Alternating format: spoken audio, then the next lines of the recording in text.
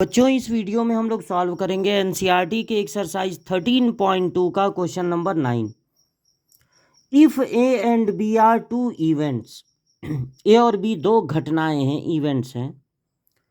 ए के होने की प्रोबेबिलिटी है 1/4, बी के होने की प्रोबेबिलिटी है 1/2 और ए इंटरसेक्शन बी के होने की प्रोबेबिलिटी है 1/8। तो फाइंड करना है probability not A and not be.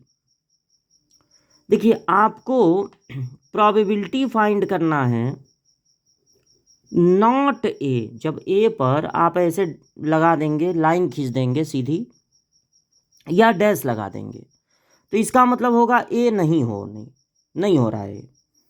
और नॉट बी, बी भी नहीं हो रहा है। और एंड का मतलब होता है इंटरसेक्शन, एंड का मतलब होता है इंटरसेक्शन ए एंड बी, या ए नॉट बी नॉट। एंड का मतलब इंटरसेक्शन, और का मतलब होता है यूनियन। अगर यहीं पर और होता तो आपको लगाना होता यूनियन। तो ये आपको पता लगाना है और आपको दिया गया है प्रोबेबिलिटी ए, प्रोबेबिलिटी बी और प्रोबेबिलिटी ए इंटरसेक्शन बी। तो सबसे पहले आप समझिए कि ए ना हो, बी ना हो, उनका इंटरसेक्शन ये किस फार्मूले से निकलेगा। तो इसके लिए आप एक वेन डायग्राम बनाइए और उसमें दो इवेंट बनाइए, ए और बी, दो सर्कल बनाइए, ए और एक बी।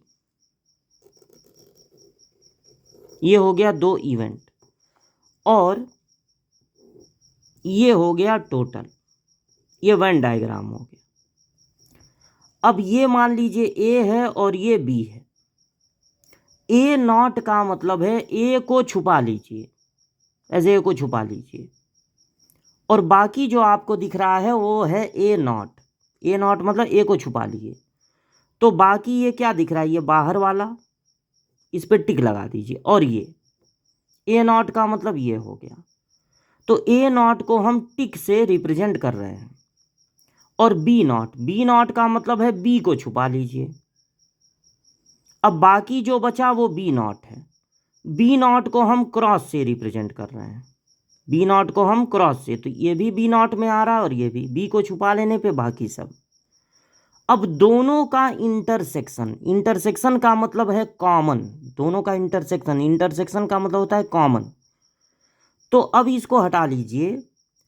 ए नॉट को आपने टिक से रिप्रेजेंट किया है और बी नॉट को क्रॉस से। तो दोनों में कॉमन क्या होगा, जहां पर टिक भी है और क्रॉस भी है। तो इस पोर्शन में केवल क्रॉस है, इस पोर्शन में केवल टिक है, इस पोर्शन में ना टिक है ना क्रॉस है। तो टिक और क्रॉस दोनों आपको कहाँ दिख रहे हैं, यहाँ बाहर। ये जो बाहर वाला पोर्शन है ये पूरा वो है ए नॉट और बी नॉट का इंटरसेक्शन। यानी कि ए नॉट और B not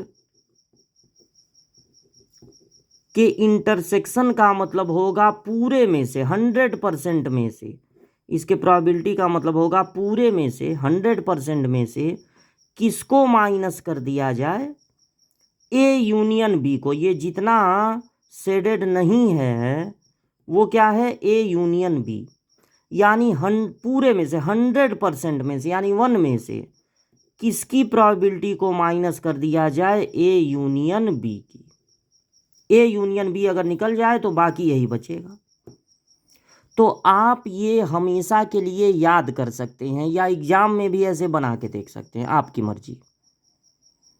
a not intersection B not का फार्मूला आप याद कर सकते हैं, 1 minus probability A union B. अब इसमें देखिए, क्या आपको ए यूनियन बी की प्रोबेबिलिटी पता है, नहीं पता है। तो ए यूनियन बी की प्रोबेबिलिटी निकालने का फार्मूला याद करिए, ए की प्रोबेबिलिटी प्लस बी की probability minus probability A intersection B. तो ए की प्रोबेबिलिटी है 1/4, बी की प्रोबेबिलिटी है 1/2, इंटरसेक्शन की प्रोबेबिलिटी है 1/8।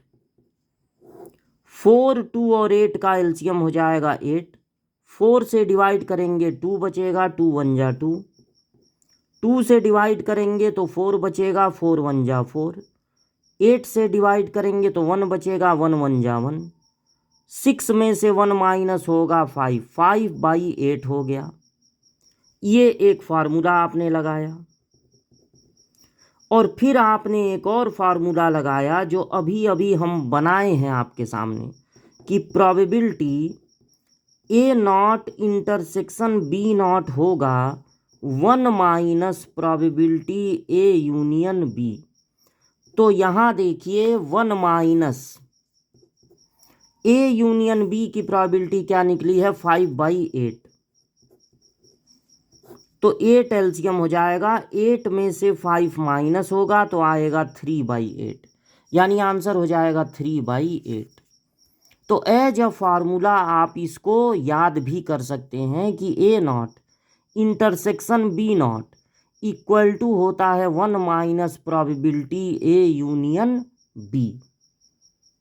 आंसर आपका आया है 3/8।